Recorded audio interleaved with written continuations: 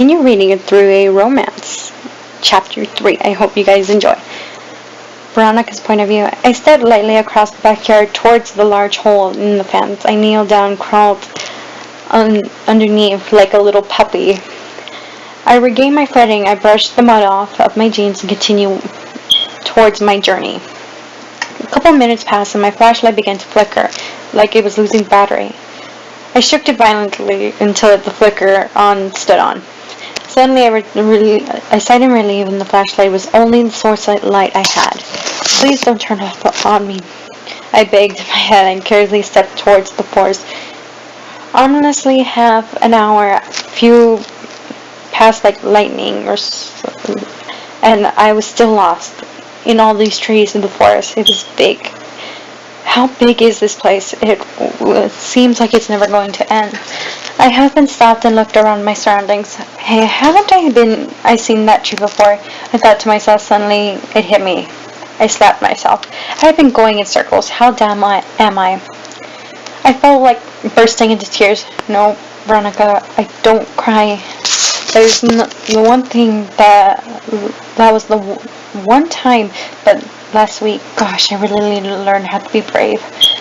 I walked in a different direction from my last few, and finally I managed some progress. Yep, the same tree.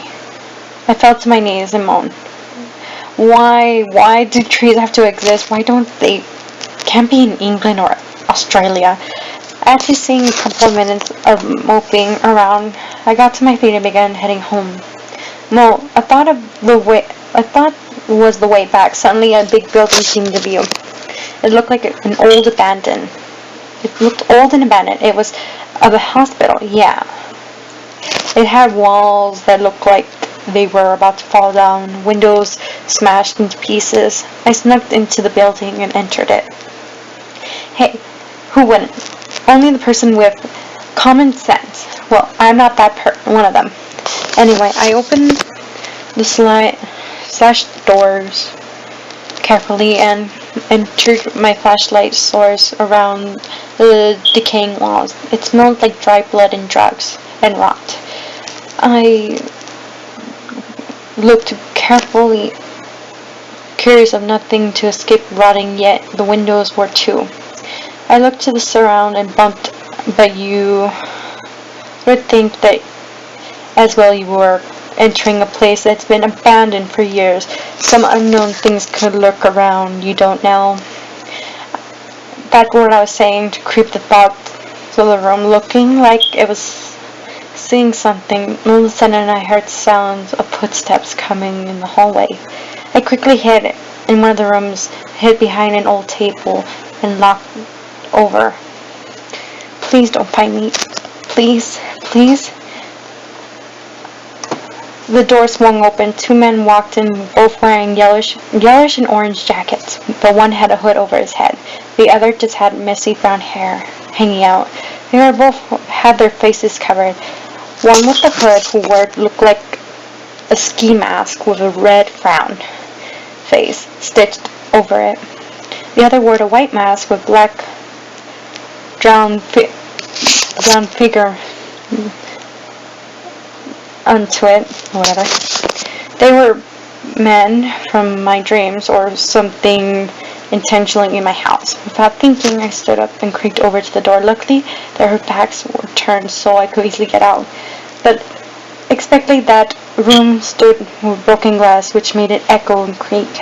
Both of them turned surprised to stare at me. I looked back to them and got nervous and smiled and bolted down the corridors with the men following me. Crap, why did I have to do that? I screamed in my head as my body zoomed down the corridors, and suddenly I tripped over something unknowing. I fell to the ground. Unimaginable pain ran through my legs. I crawled across the nearest wall and tried to use it as possible, but no use. The pain would just increase. I sat there staring down at the corridor in fear. The two men were coming at full speed towards me. I looked at the side. Down the hallway next to me, I saw a red roach figure staring at me, with two more figures behind it. which curled my eyes and shut. The two masked men approached me. I felt arms pinning me down to the wall, some strangling me, or watching in pain. I felt someone poke my leg. I opened my eyes since the two men were in front of me, holding me down while the other lifted their mask, showing their lips. I could guess there was the white mask one that pinned me down, and the other one with a black mask lifted his mask up. What are you doing here? Suddenly, I felt pressure on my lips. The black masked man had joined lips with my own without warning. I blushed about 50 shades of gray at his sudden yet expected action. I felt amazing. His tongue was licking my lower lip, begging for entrance, but I denied him. But he didn't stop. He was carrying the sight of that, making me giggle at his innocence. Soon I felt the first giggle escaped my mouth. He shot his tongue inside my mouth. It took me into a passionate kiss. A few minutes went by. The other man switched positions. Now the white mask was on top of me, lifting his mask the same height as the other one had. The sight burned, just like Tim. Actually, they both looked very similar to Tim and Brian. Before I continued thinking, the white mask man began to kiss me, and there was a lot of rough and play and desire. He did the same thing like the other one, licking my bottom lip for entrance. But when I denied him, he reached his hand and grabbed onto my butt, squeezing, making me gasp. And his action, just like the black mask one, he shot his tongue roughly, passionately kissing me. I hate it, and I loved it. I could barely explain the situation, feeling numb. As the man pulled away, I blacked out once again. Why can't I stay awake in danger?